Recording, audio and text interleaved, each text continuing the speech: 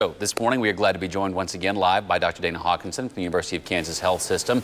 Doctor, as always, we're glad to have you on our Tuesday mornings. If the FDA approves a vaccine before phase 3 trials are complete, how do we know it's safe? You've been through a lot of these vaccine trials, know what this is.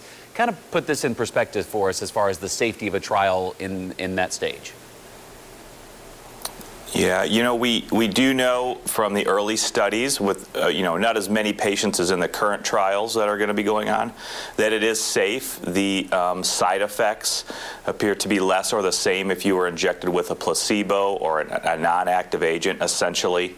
So far, again, the FDA, Dr. Fauci, all of those people in the higher-ups in public health have always touted how they are really focusing on safety and efficacy. Safety is certainly one of their drivers, so before they will put it out, they will make sure that even with the initial trials that were done, and then all the data compiled, and all the data that's been or going to be compiled in the ongoing trials, they will continue to monitor safety. Again, some of this is not any new technology, just new technology for this current pandemic and virus per se. But the technology has been used before and has been shown to be safe for some of these vaccines as well. Doctor, we want to ask you about reinfections. Over the weekend, Nevada health officials identified one person who has been infected with COVID-19 twice.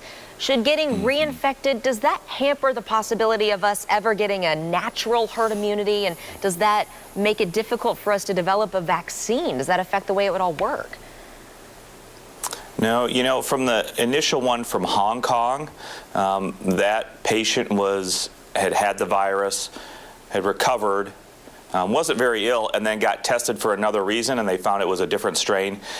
He did not get sick at all, so that's good. So that is a sign that maybe our immunity against the virus is working and is able to tamp down any new infection per se if you do come into contact with it. Obviously, the patient from Nevada did have a few more symptoms. I still don't think we know the full breadth of what happens if you are re-exposed to the virus. We would hope, as in the first case, that for the most part, you don't have symptoms or you have more mild symptoms. Obviously, for the second case, that's different. The only way to know for sure is by looking at the genomes of those viruses, and that's what these experiments did. But we also know from our monkey models of the vaccine and of the illness, and infection, we know that when the macaques, the monkeys, were re-challenged with the virus, they did have a good immune system.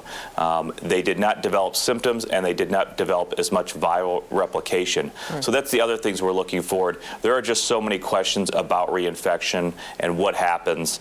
Hopefully, it would be as our immune system would kick into action, since we had recently seen the virus, essentially, not reproduce as much of the virus, not be able to spread it as much, and that's another question that we just don't know, and of course, not get sick like we would, say, the first time.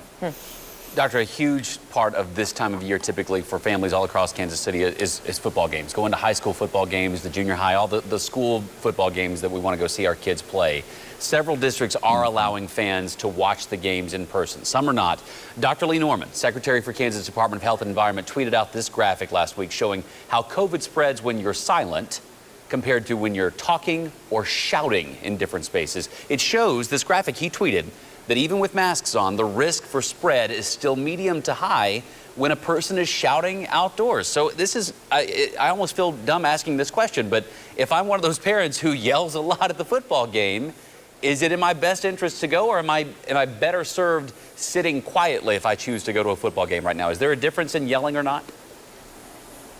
Yeah, well, we obviously know that with more forced expression of air, say in yelling or singing, we know that you can have more forced expression of the droplets that the virus is on from your upper respiratory tract. So, we do know that you can express more virus into the environment. So I think moving forward with what we know today, it is probably more of a risky chance that you take if you do go to these gatherings, these football games, any other game, because there are other sports going on as well, and you're sitting in close proximity to people, there is a good chance that you will express more virus into the air than if you were just sitting quietly.